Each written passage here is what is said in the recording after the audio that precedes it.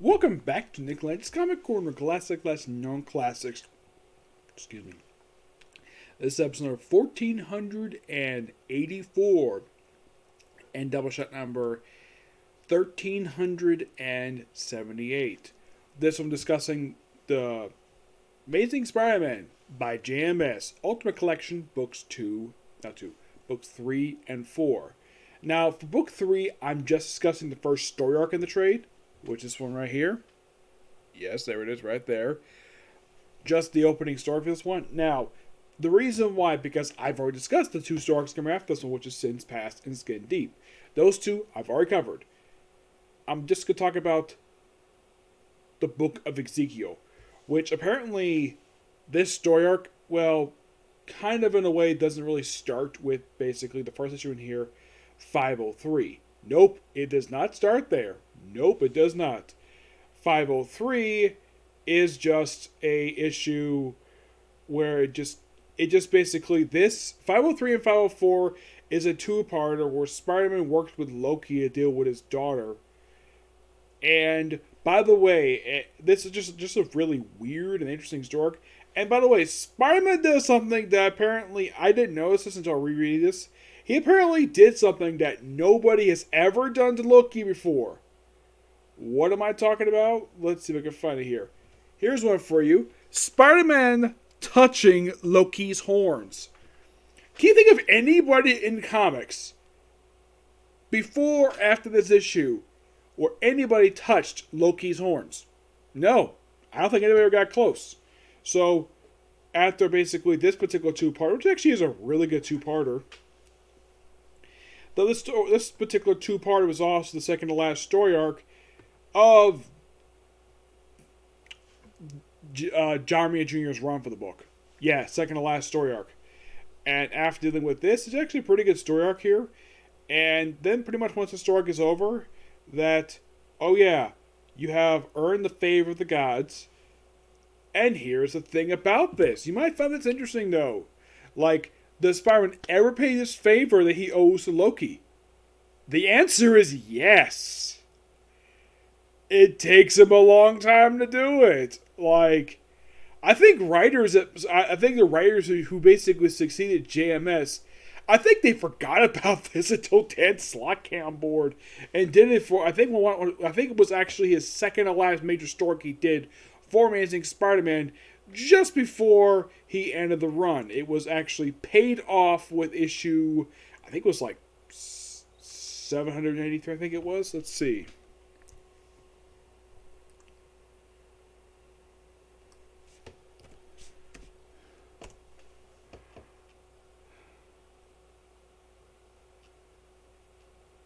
Yeah, the two-part is called Casting a Dark Shadow.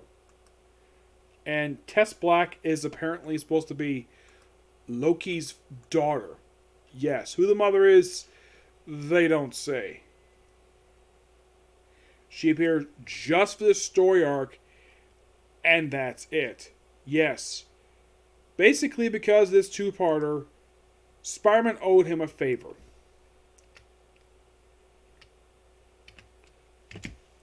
Well, Loki owed Spider-Man a favor. Yes, it did. Yeah, he did. And let's see. Here it is. It was threat level red. It was, well, it's repaying off a favor from this particular thing. Like, yeah, 795 is when I paid it off. The issue came out in 2018. This two-parter, the second part of this, came out back in 2004. So, why in the world did Marvel wait 14 years to pay off this plot thread? I have no idea. 505. I think this is the start of Book Ezekiel. I believe it is. No, just a quiet standalone issue. That's simply what this issue is. I think it's the very next issue deals with, 506 is the start of the Book of Ezekiel storyline. Yes, 506. This is something that apparently the series is building toward for some time. Yeah, they've been building to a story arc since like the very beginning. Mm-hmm.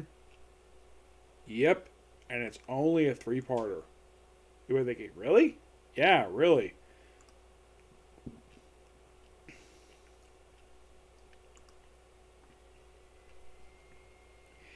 And the thing with the story arc is that it kills off the character Ezekiel.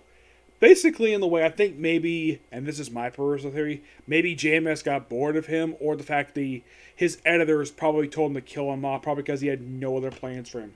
Yeah, the whole thing about this was basically him trying to pay off something that billing towards since the beginning of his run. And you probably would think that he would say this for the end of the run, but nope, his run continued for a little bit longer after this. His run continued for another, I think it was, say, 508 is when he died, so this run continued for another 35 issues? Yeah, 35 issues. Yep. So Peter is basically talking to him. There's these weird spider creatures, and, well, and of course, these spider creatures basically lead him to go to, I think it's like South America, where Ezekiel sent to sacrifice him. And then apparently, because he reads his blood, because he had basically made a mistake, so he goes back in, and this giant spider creature comes in, about to eat Peter, and then he just sacrifices himself, and the gatekeeper himself basically just says, "Oh yeah," basically it's not the gatekeeper, it's a different character. The gatekeeper itself only appears in this story arc here. Mm-hmm.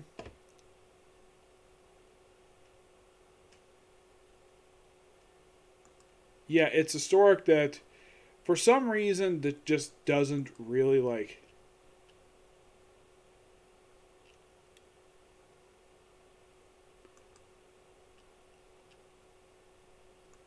There was a return of the Great Weaver.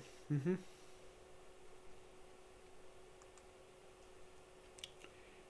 Yeah. There was also this other guy as Shanti. Yes, he was this weird guy who just appears this three-parter, and that's it for him. Yeah, it's a very odd story arc, basically what it is. Probably one of the most interesting things happen in this story arc is Peter fighting Ezekiel. Probably something fans would probably want to see because maybe some readers probably didn't care for Ezekiel. So, yeah, he dies. He gets webbed up. Spider-Man gets bandaged up. And that's it.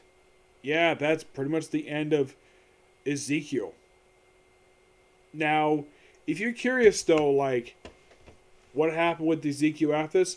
Well, there was basically, now in the case, the whole thing with Ezekiel, and that was basically resurrected with Dan Slott when he decided to not resurrect Ezekiel, just mention the fact he had a past with another character with spider powers. That in the form of Cindy Moon. Yes, this was established as part of a retcon thanks to Original Sin. Yes, Original Sin, which came out 10 years later. Yes, so,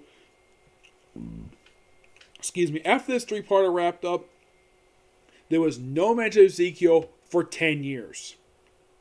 That wasn't until he was brought up again in the first story arc of Dan Slott's Run Amazing Spider-Man just after Superior Spider-Man wrapped up in that very first 6 issues. That, well, he wasn't actually brought up in that issue per se, first issue, but he was brought up in issue 3 as Power of Original Sin tie-in when apparently he kept Cindy Moon a secret for years. And they mentioned, oh yeah, she was a bunker for 10 years. That's probably not to the fact that Ezekiel's been dead for 10 years. That's possible. But the whole point of it seems like when you read the book of Ezekiel, it seems like you see some stuff that's elements you would see actually in Spider-Verse that Dan Slott will expand upon with that, but it's almost like writers just wanted to simply ignore what J.M.S. did with Spider-Man, but that's how I feel about it. Now on to, oh by the way, I give the book itself roughly a I'm gonna give the story arc a 9 out of 10. I mean, yeah, that book also contained, since basically the very next story that came right after the book Ezekiel was Sins Past. Yeah, it's a story arc that everybody hated. And it was the first story arc that Mike Diodato drew. Yes, first story arc he drew for the series. He was staying in the book until 528. Yeah, he was not in the book very long, about 20 issues, and he had up the Ron Garney, Joe Quesada. The book went through a ton of artists over the course of the next several years. Now, the second book only contains, get this, now the fourth book, which is also the last book of J.M.S.'s run, this contains 519 to 528, along with the first 4 issues of Friend with Spider-Man and the last 4 issues of Marvel Knights Spider-Man as well, the other story arc. Yeah, that's basically what's in this trade. 519, 524 is New Avengers story arc, which picks up Raph's Skin Deep, and then Raph, that is the other. Because apparently J.M.S. had this thing where he briefly entangled the Avengers, the New Avengers, into stuff going on Amazing Spider-Man. I'm not really sure exactly what was the purpose of this. My guess is to bring up the fact that he had joined New Avengers. That's possible. That's my personal theory. Yeah, and the fact New Avengers Tower had just come back. Yeah, so that's probably the reason for this. The fact that he had just joined New Avengers, so they had, well, the New Avengers pop up in the book. Yep. And, well, basically only very few of them. Basically just Wolverine, Spider-Woman, Jessica Drew, Iron Man, and Captain America. Basically very few of them. But there were a little bit more members in this. But now this is an excellent 6-part story arc. Basically getting past Skin Deep. In this story arc, basically we're doing the aftermath destruction of the Parker house, where it was destroyed by that old classmate Peter Parker went insane. Tony Stark shows up and says, "Hey, Peter, why don't you, your aunt, and your beautiful wife move into Avengers Tower? And I'll write everything for you." And Peter's like, "Okay, I can do that." And of course, before they go, Aunt May brings along a photo album, which is something very important to her, just as important as Peter is to her. So they go to Avengers Tower. They ride up the elevator. By the way, Peter Parker has access to Avengers Tower. Well, this version of Avengers Tower, I would say up until very recently. Yes, I would probably say up until, I'd say he would have access up until, let's say, Secret Wars. Yeah, so he goes up and they meet New Avengers. And, of course, they meet, get introduced to, Tony Stark introduced basically May and Mary Jane to Captain America, Wolverine, Luke Cage, and Spider-Woman. Luckily enough, Mary Jane had already met Captain America, but for May Parker, for her, it's an awesome thing the fact that she had a chance to meet somebody who was an idol of her late husband, which I thought was a really nice touch for J.M.S. to do that. And then we have a mild thing here. Yes, a Wolverine mentioning about Peter Parker, about his wife. Yeah, this would actually be briefly expanded upon in Marvel Knights Spider-Man, which came out right alongside this book. Yeah, I'm not really sure why he decided to do that. Also, for some reason, Mike Diodato did this weird thing whenever he drew Wolverine. Let's see if I can find it here. Like, whenever you show him close up instead of having whiteout eyes, they actually show him with the actual eyes. I have no idea why the heck they thought it was a good idea. I mean, far away, he still has eyes to white out, but close up, we have to show his eyes for some reason. I have no idea why. So then, of course, May gets news to Edwin Jarvis, who, get this, after the events of this very story arc, they briefly become a couple. Yes, Jarvis briefly dates May Parker. The relationship actually ends with one more day. So these two kind of get together for about 2 years, which is quite nice. So, and of course, Peter and MJ are given this luxurious room with this portrait of Thor, which that is so hilarious. The fact that you have a picture of Thor, the God of Thunder, who I should point out that at this point is still dead. Yeah, he had not been brought back at this point for another 2 years. Yeah, he come back to 2 years later. So Peter MJ just relaxed, and we see this weird thing of this guy. Yeah, this whole thing with the story arc is basically Spider-Man, the New Avengers versus frickin' Hydra, which is so awesome. Yes, this is by far a really excellent story arc, and like we have flashback when Hydra's beaten by Nick Fury, the Hulk, Iron Man, and Captain America, and so they have this Hydra group, which is not led by Baron Wolfgang von Strucker, form their own Hydra Avengers. Yes, Hydra Avengers. And there's only 4 of them. I'm like, really? You guys do know Avengers have had a lot more than 4 people. Now, who do they choose to be their Avengers? Oh boy. One of whom basically be a frequent tease from Marvel for years. Oh, and this is a funny thing. You have Wolverine just walk into the kitchen while basically you have the kitchen, you have basically Peter and MJ just look out the window. Look how nice the views from the city. See Luke Cage, Spider-Woman, and Captain America. And then Wolverine comes in without a shirt on, smoking, and with alcohol. And then, of course, you have Jarvis like, Master Logan, you sit right there, Jarvis. It's your turn, remember? So something you change. Look, lady, I'll cut you a little slack because you're Arachno Boy's auntie. But I like my breakfast cooked in a certain way. He's like, excuse me, no smoking and no drinking until in the breakfast room until afternoon at the earliest. It's so funny. Pulls the cigarette out of his mouth, put it in his whiskey. I believe you're saying something? Hey, Wolvie, you gonna take that? I'm gonna get down for a corner for some donuts. Oh, that's so funny. The fact that he basically, he can't drink his whiskey because, they put a cigar in there. I think it's so hilarious. And then, of course, they continue building the relationship with Jarvis and May. And then you have Iron Man just flying to the city and come across a Hydra Thor. Yes, seriously. A Hydra Thor. Oh boy, he's not the only Hydra Avenger that's here. We also have a Hydra Iron Man, who apparently gets the crap beat out of him by frickin' Spider-Woman and Luke Cage. And they have a really cool one here. We have Captain America face-to-face with Captain Hydra. I'm not kidding about this. It's Captain Hydra. Yes, apparently someone at Marvel must love this so much that they brought back this concept in 2016. Yes, the whole thing of a Hydra Captain America.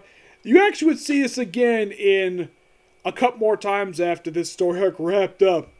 With the awful Secret Empire story and first it was Hail Hydra, which they did have a Captain Hydra in that one, and the awful Secret Empire story. Yeah, apparently Marvel liked basically turning Captain America into a frickin' Nazi. Oh yeah, who's the 4th one? A Hydra Hawkeye, who's referred to as the Ball Man. Yes. Now I'm thinking Hydra. So you chose Captain America, Iron Man, and Thor, and Hawkeye? Really? Like, you don't choose Yellow Jacket, you don't choose the Wasp, not the Black Widow, not She-Hulk. Why Captain America, Iron Man, Thor, and Hawkeye? I get the first 2 because those are common social Avengers. And Hawkeye too, and I'm thinking, that's it? 4 Avengers? 4 Hydra Avengers? Seriously? So you have, obviously, Captain America beat up Hydra Cap. And, of course, everybody basically beaten up. And then we have sort of this minor subplot in this story arc with, there's also a subplot with the Daily Bugle basically trying to expose stuff, but it's not supposed to be exposed. And, we do a bunch of research. It's so fun here. It's a good espionage type story, which I think is really good. And then we have this, this sleazy photographer who basically posted a headline that says, Spider-Man's secret identity, Peter Parker. Yeah, so I say, what are you doing this hour? I'm here to see Tony Stark. What else could it be? Yeah, it would be.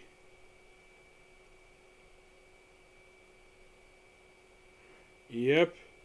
And, well, we did all the Hydra stuff, which is so awesome. Then we have this really awful tabloid, daily tabloid. Married model in love nest with Tony Stark. And, of course, well, Peter, of course, he sees this. He contacts, of all people, Robbie Robinson about this. Yes. Actually, Robbie contacts him about the paper. And, of course, talks to MJ about MJ is basically has no problem with it at all. And he wants, well, this paper being taken, this little tablet here that Tony Stark taken. It was like, no problem. Do it, Hydra. Okay. And you have just Wolverine just flying, like, covered in glass for some reason. Yes. What was the purpose of this Wolverine covered in glass? I have no idea. Yeah, and Spider-Man infiltrates the base. Yeah, then he basically figures out, oh yeah, like, it's Spider-Man. And then it leads to Hydra Avengers on him. Yep. And he gets a brief fight with them. And then here like, oh, I love this. See, my big theory is if all you just people outside the door, there's only a surprise, right? If there's gunfire outside the door, that raises a question. That question being, guess who's coming to dinner? And you have Hydra Caps like, look out! And who comes in? Why, it's... I'm going to pass this stupid advertisement here. Yeah, that's upside down. This is about freaking time. We have Iron Man, Captain America, Luke Cage, and Spider-Woman. And they're here to kick the Hydra Avengers' butt. Yep. Yep. And of course, deal with like toxic gas. And of course, yeah, there's like 24 years of the aftermath. But also, yeah, this really cool moment of Spider-Man, Peter Parker in the armory. I'm sure my friend Edgar basically will be just getting like having a basically like just gushing at seeing this. Basically seeing, well, Tony's basically Peter Parker in the armory, which is so good. Puts on the shirt, reunites with Mary Jane. And of course, he finds out about the relationship. And of course, as for the sleazy tabloid guy, well, Tony Stark has blackmail for him and tells him to retract the thing, to retract the article right away. And the end of this leads into the other.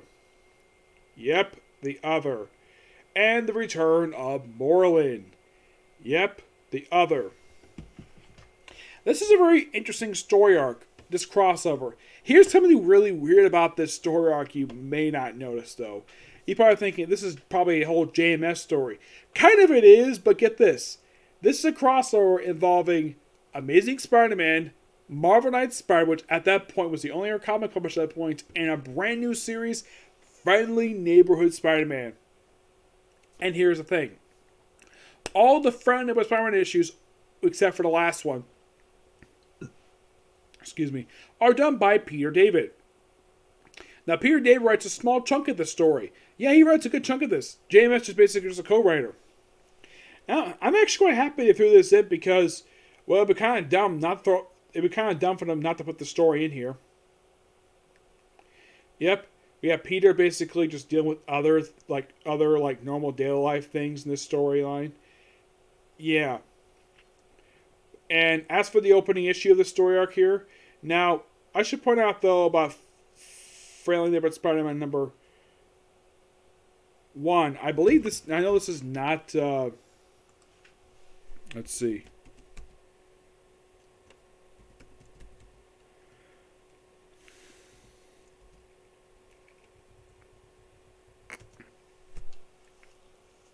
Yeah, the art for the first issue is done by Mike Windigo, who actually is a really good artist.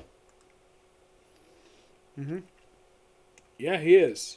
He is basically drawn a ton of comics.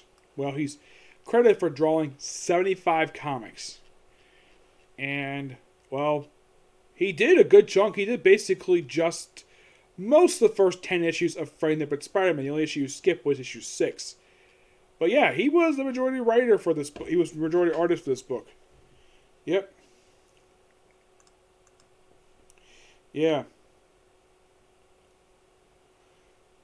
So Peter has some weird things happen in here.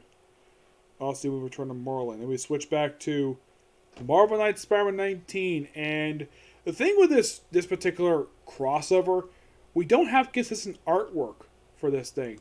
No. Marvel Knights Spider-Man, which Peter David takes over with this book. This is done by Pat Lee.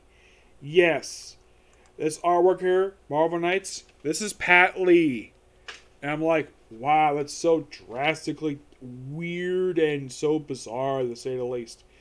Yeah, Pat Lee, of course, Linkara has talked about him when he talked about his Transformer comics that he did. Yep. Yeah, Peter's sort of acting out of control. And he basically is revealed he's actually dying in this story arc. Of course, we're going to go back to another issue because, well, in the Mike Deodato stuff, basically in Amazing Spider-Man,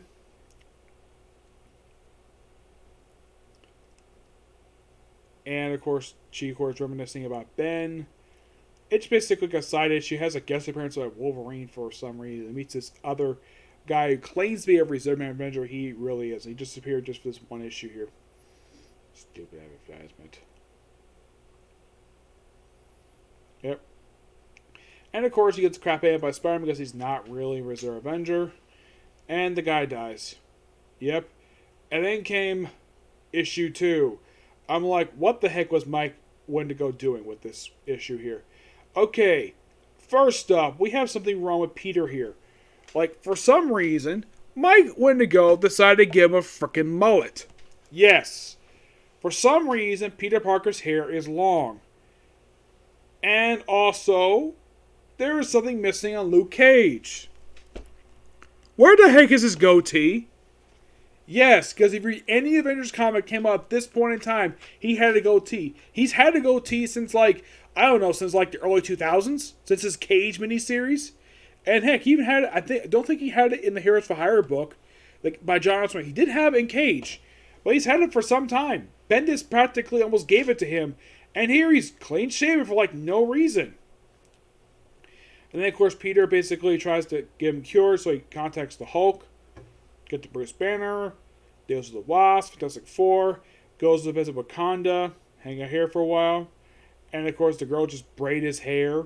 Yes, seriously, they braid his hair. Then he gets a fight with Ox, who apparently gets a copy so badly that Daredevil stops me as Daredevil and sees that, oh, he's a bloody mess. And then he goes to visit Doctor Strange. Yes, Doctor Strange. At least Mike went to go draw him right, except they gave him the wrong attire. I'm like, okay, since when has Doctor Strange ever dressed like this? He doesn't. He always wears his robes. I'm not really sure why they drew him like this for, but they did. Yep, and then we have it where Peter, MJ, and Aunt May go to Latveria for a brief vacation, riding in Iron Man armors. Peter time traveling, visiting the past. It's a great standalone issue for this story here. And then you briefly go to space.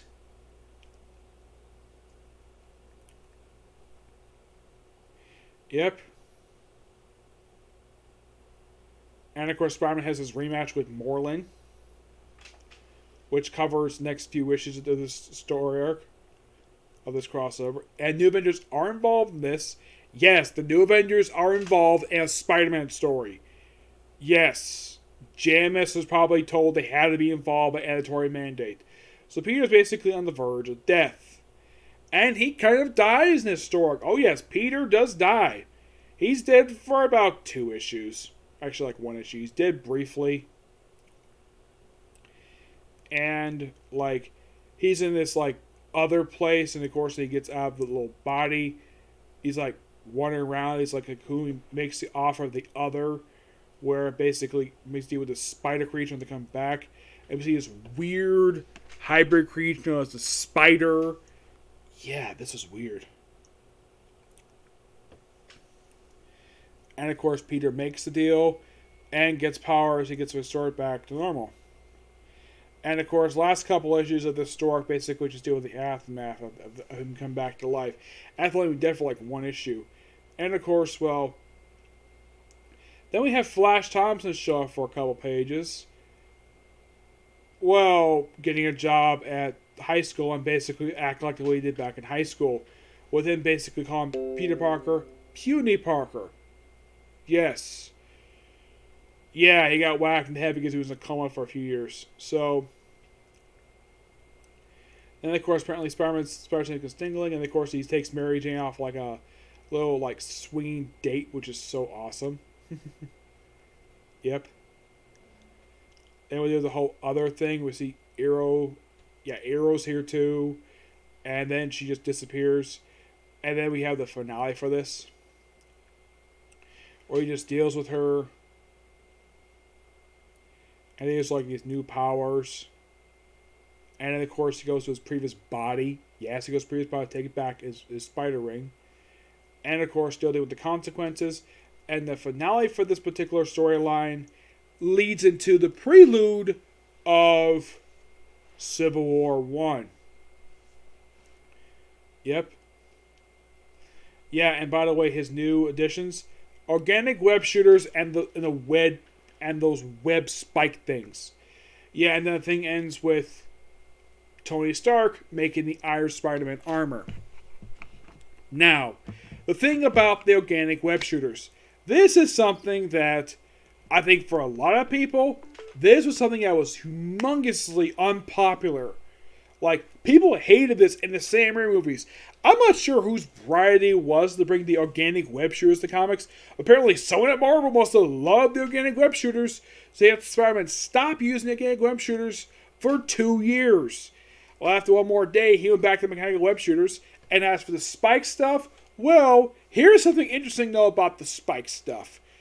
Like, after one more day, that power went to Kane. Yes, he basically got power as the other movies, because it probably makes a lot more sense. Yes. Though this is pretty much going to be my finale in the way for talking about J.M.S.'s run for Spider-Man, for Amazing Spider-Man, because, well, that's pretty much everything. Yes. Oh, by the way, I get the book, I get the New Avengers story arc, a 10 out of 10. It's an excellent story arc. The other, I'm going to give that a 9. Yeah, but there's some artistic hiccups with it, but the other is not a terrible story arc per se, but, excuse me, it's just a story arc that's not talked about very much for good reason, because it gave Spider-Man the organic web shooters, which nobody likes. Though it does debut a cool Spider-Man suit, the Iron Spider-Man suit, we just wear briefly. Yep. And as my final thought, J.M.S.'s run for the book. This run was interesting at best. Yes, it introduced some cool concepts, except the dumb thing about this run, if you read the whole thing beginning to end, it's like they introduce characters in one story arc and then they don't appear ever again. It's like he just introduces stuff and then drops it for like no reason. The only characters who actually have more appearance than just more than one story arc was Marlon and Ezekiel. These two are the only ones. And these two had a lasting impact on Spider-Man comics than freaking like these classmates of Peter's that pop up for like 1 or 2 story arcs and that's it. Yeah. And I think the way that he wrote Doctor Strange was fine. I had no problem with it. First time he appeared in the book, perfectly fine. Second time, do not know why in the world he had him basically wear that casual wear. Yep. Yeah, but not much to say about it. It's really good. Okay, so that's a particular review. Stay tuned for tomorrow, my review for Mr. Kobashi's Dragon Man. Okay, see you in this video. Bye.